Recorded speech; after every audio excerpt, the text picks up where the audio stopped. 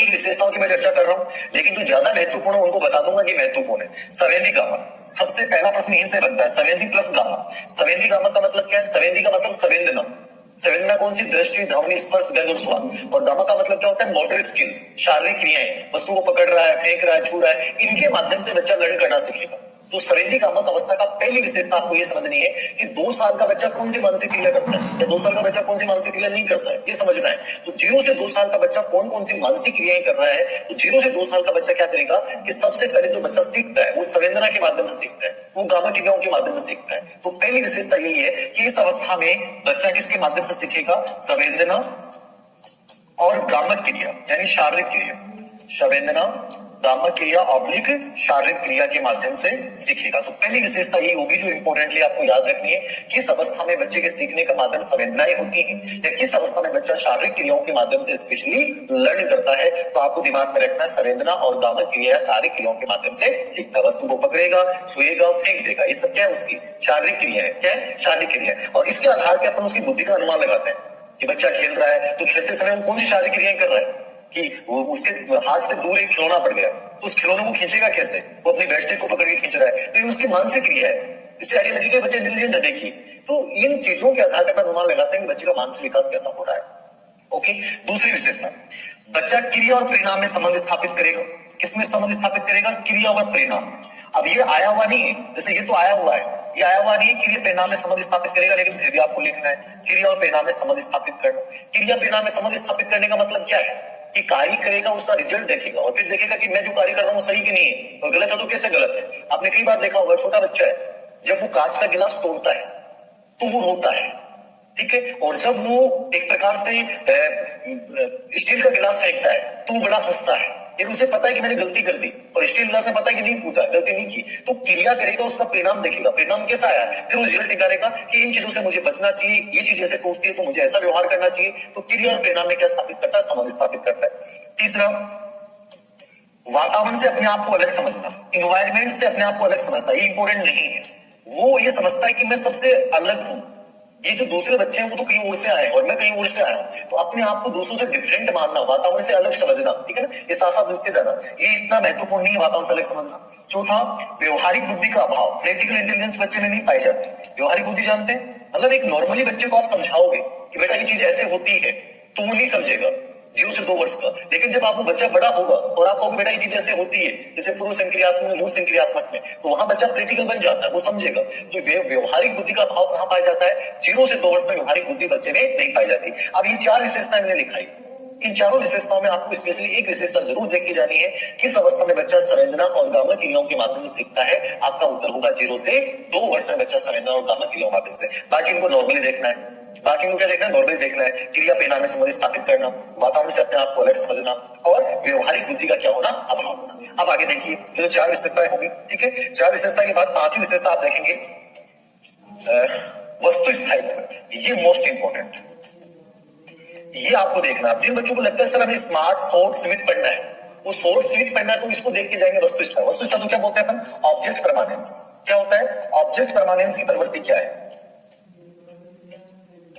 Object permanence की प्रवृत्ति, ये आपको स्पेशली याद रखना है कि साहब वस्तु स्थायित्व है या ऑब्जेक्ट परमानेंस किसको बोलते हैं। सबसे इंपॉर्टेंट विशेषता है, और आज तक आप जितने भी पेपर देखोगे तो आपको लगेगा यार इतने सारे प्रश्न किसी एक विशेषता पे क्वेश्चन पूछ सकता क्या, किसी एक विशेषता विशेष पे, और इतने सारे प्रश्न होना अपने आप में बहुत बड़ी बात होती है, बहुत बड़ी बात होती है, याद रखना, ठीक है ना। तो वस्तु स्थायित्व, ऑब्जेक्ट परमानेंस जो है वो किस अवस्था में पाया जाता है? 0 से 2 वर्ष में। और वस्तु स्थायित्व का तात्पर्य क्या है, मतलब क्या, आपको ये समझना है। तो ऑब्जेक्ट परमानेंस या वस्तु स्थायित्व को अपन इस रूप में समझ सकते हैं। देखिएगा, वस्तु स्थायित्व का मतलब ये है कि छोटा बच्चा होता है, ठीक है ना, जब तक वो 10 से 12 महीने तक होता है तो अपन क्या करते हैं, उसके सामने से कोई भी वस्तु उठा ली, जैसे उसने मोबाइल लिया, तो जैसे मोबाइल लिया तो आप उसके हाथ से मोबाइल छीनोगे, बेटा मोबाइल ले ले, मेरे को दिखा मोबाइल, ठीक है ना। आप उसके हाथ से मोबाइल छीनोगे और मोबाइल छीन कहोगे बेटा देख ऊपर देख, मुझे कबूतर ले गया।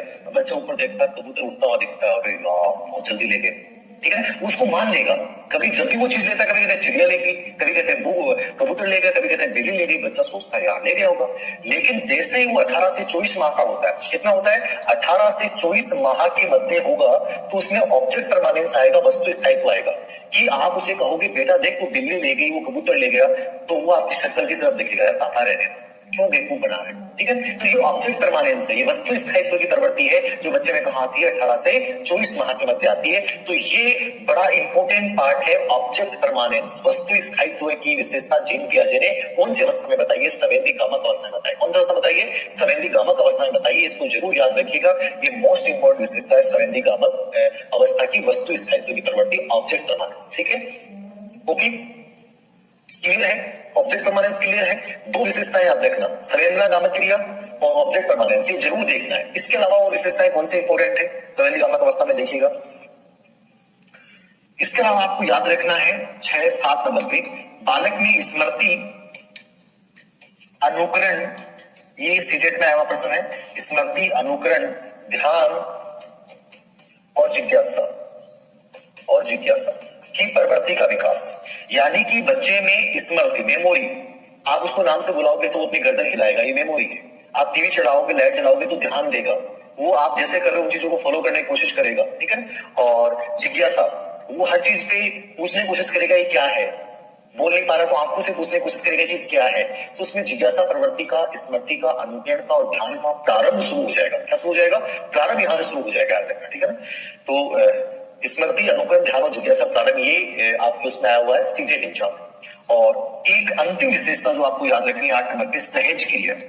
कौन सी क्रिया, सहज क्रिया, रिफ्लेक्स एक्टिविटीज, बहुत महत्वपूर्ण विशेषता है कि सहज क्रिया या रिफ्लेक्स एक्टिविटीज का प्रारंभ बच्चे में कौन सी अवस्था में होता है। तो रिफ्लेक्स एक्टिविटीज, सहज क्रिया कौन सी होती है, चूसना, हंसना, रोना, ये सब हमारी कौन सी है, सहज क्रिया है। तो बच्चे में सहज क्रियाओं का प्रारंभ कौन सी अवस्था में होता है, संवेदी कामक अवस्था में होता है। तो मैंने 4 विशेषताएं बताई जो एग्जाम में आ गई, कम से कम वो तो जरूर देखनी है, पूरी देखो या न देखो, लेकिन 4 विशेषता कम से कम आपको जरूर देख के जानी है। कौन कौन सी, संवेदना और कामक क्रियाओं के माध्यम से सीखना। नंबर 2, वस्तु स्थायित्व की प्रवृत्ति, स्मृति, अनुकरण, ध्यान, जिज्ञासा प्रवृत्ति का प्रारंभ, और सहज क्रियाएं, रिफ्लेक्स एक्टिविटीज, ठीक है ना, रिफ्लेक्स एक्टिविटीज। ओके ओके, ठीक है ना। अब थोड़ा सा अपन इसको और डीपली जाना चाहे, इस बिंदु को और डीपली जाना चाहे, आरपीसी अकॉर्डिंग आप इतना पढ़ लो बहुत है। अब क्या किया है इसने, जीन पियाजे ने इस अवस्था को 6 उप अवस्थाओं में बांट दिया। कितनी अवस्था बांट दिया, 6 उप अवस्थाओं में। तो यदि आपको और डीपली पढ़ना है तो इसको पढ़िए, ठीक है ना। बाकी आप इतना देख लोगे बहुत है, ठीक है, इतना देख लोगे बहुत है कि संवेदी कामक अवस्था 0 से 2 सेंसरी मोटर स्टेज, संवेदना कामक क्रियाओं के माध्यम से सीखना। और दूसरा आपको ये तीनों विशेषताएं, स्मृति, अनुकरण, ध्यान, जिज्ञासा की प्रवृत्ति और सहज क्रिया। अब थोड़ा सा इसको अपन डीपली पढ़ेंगे, डीपली इसलिए पढ़ेंगे तो रिस्क नहीं लेंगे, क्योंकि आने वाले एग्जाम का लेवल और अच्छा पाया जाएगा। अब तक जो हमने आरपीसी का ट्रेंड देखा है, तो इसने क्या किया है, संवेदी कामक अवस्थाओं को 6 उप अवस्थाओं में बांटा है। कितने अवस्थाओं में, 6 उप अवस्थाओं। तो इसकी 6 उप अवस्थाएं, आपको ज्यादा इसमें कुछ नहीं करना, केवल नाम देखना है कि साहब 6 उप अवस्थाएं कौन सी, केवल इनके नाम देख लेना कि 6 उप अवस्थाएं कौन सी, याद रखना, ठीक है। कौन कौन सी है, पहली है सहज प्रतिवर्त क्रिया की अवस्था, सहज प्रतिवर्त क्रिया की अवस्था, पहला पार्ट है रिफ्लेक्स एक्टिविटीज। 0 से 30 दिन इसका कार्यकाल होता है। आप इतना याद रखना कि सहज प्रतिवर्त क्रिया अवस्था जो 1 महीने का बच्चा होता है, और वो स्पेशली कौन सी क्रिया करता है, चूसना। क्या करता है, चूसना। मतलब एक ही नाम याद रखना है, तो लिख लें इसको 6 उप अवस्थाओं में अपन डिवाइड करते हैं, ठीक है ना। और इसको प्रतिवर्त बोलते हैं। प्रतिवर्त या सहज का मतलब एक ही होता है, रिफ्लेक्स एक्टिविटी। जन्म से 30 दिन तक इसका कार्यकाल होता है। कितना, जन्म से 30 दिन तक इसका कार्यकाल होता है। चूसना, ठीक है, चूसना लिख लिया, चूसना, सहज प्रतिवर्त क्रिया। सब नाम देख लेना कि चूसना एक पहली क्रिया इसकी होती है, बच्चा सबसे पहले शुरुआत चूसने से करता है, ठीक है। दूसरी अवस्था इसने डिवाइड की है प्रमुख वर्ताकार प्रतिवर्त क्रिया, प्रमुख वर्ताकार प्रतिवर्त क्रिया। दूसरा पार्ट इसने डिवाइड किया है, ये 1 से लेके 4 माह का बच्चा होता है। कितने माह का बच्चा, 4 माह का। अब आपके दिमाग में वर्ताकार मतलब सर्कुलर, सर्कुलर का मतलब क्या होता है, बार बार रिपीट करना। प्रतिवर्त का मतलब तो होगा रिफ्लेक्स एक्टिविटीज। प्रतिवर्त तो क्या है, रिफ्लेक्स है, रिफ्लेक्स है, ठीक है ना। तो प्रमुख प्राइमरी सर्कुलर रिफ्लेक्स एक्टिविटीज मतलब कि वो जो सहज क्रियाएं हैं, चाहे वो चूसना है, चाहे हंसना रोना है, उनको बार बार दोहराएगा। इसलिए इसको नाम क्या नाम दिया है, प्रमुख वर्ताकार प्रतिवर्त क्रिया। मतलब उन क्रियाओं को बार बार करेगा, तब 1 से 4 नाम है। तो केवल नाम याद रखने। सहज प्रतिवर्त में तो क्या कर रहा है, वो सिर्फ उनको मुख्य रूप से चूसना कर रहा है, और यहाँ क्या कर रहा है, उन क्रियाओं को बार बार रिपीट करेगा, बार बार करेगा, ठीक है, बार बार उन क्रियाओं को दोहरा रहा है। ये है प्रमुख वर्ताकार प्रतिवर्त क्रिया, ठीक है। और तीसरा है गौण प्रतिवर्त क्रिया। गौण प्रतिवर्त क्रिया अवस्था, गौण प्रतिवर्त क्रिया, ठीक है। गौण प्रतिवर्त क्रिया होती है 4 से 8 माह। कितनी होती है, 4 से 8 माह। प्रमुख वर्ताकार प्रतिक्रिया में तो क्या होता है, प्रमुख वर्ताकार में तो वर्ताकार मतलब होता है बार बार दोहराना, रिपीट करना। और गौण प्रतिवर्त का मतलब है यहाँ सहज क्रियाएं गौण हो जाएंगी। यहाँ बच्चा वस्तु को पकड़ेगा, छुएगा, फेंकेगा, मतलब वो सहज क्रियाओं को कम कर देगा और वो अन्य क्रियाएं जैसे वस्तु को पकड़ना, छूना, ये चीजें करेगा, ठीक है ना। तो यहाँ पे बच्चा क्या करता है, वस्तु को पकड़ता है, ठीक है ना, फेंकता है, फेंकना है, ये सब क्रियाएं करना वो यहाँ पे शुरू कर देगा, ठीक है। तो गौण प्रतिवर्त क्रिया 4 से 8। सुषमा जी क्लियर दिखना चाहिए मेरे अकॉर्डिंग, कोई वैसे नेटवर्क इशू होगा, बाकी तो क्लियर ही है मेरे अकॉर्डिंग, यहाँ तो क्लियर दिख रहा है। Sir first wait live class में करो। अरे फर्स्ट वेट तो वैसे करवा दी रिकॉर्डेड, फेस्ट की तो करवा दी मैंने, फेस्ट तो वैसे ही रहेगी जो मैंने रिकॉर्डेड करवाई, ठीक है ना। लाइव में जो टॉपिक में रिकॉर्डेड डाले हैं वो लाइव में होगा, जैसे विकास वाला है, ये है, ठीक है, तो इनकी मैं लाइव कर रहा हूँ। सही दिख रहा है, ये लिख लो तीनों अवस्थाओं के नाम। पहली सहज प्रतिवर्त क्रिया 030 दिन, दूसरी प्रमुख वर्तीय प्रतिवर्त क्रिया प्राइमरी सर्कुलेशन रिएक्शन, बार बार रिपीट करना। फिर गौण वर्तीय प्रतिवर्त क्रिया 4 से 8 माह, यहाँ वस्तु को उलटने पुलटने में ध्यान देता है, ठीक है ना।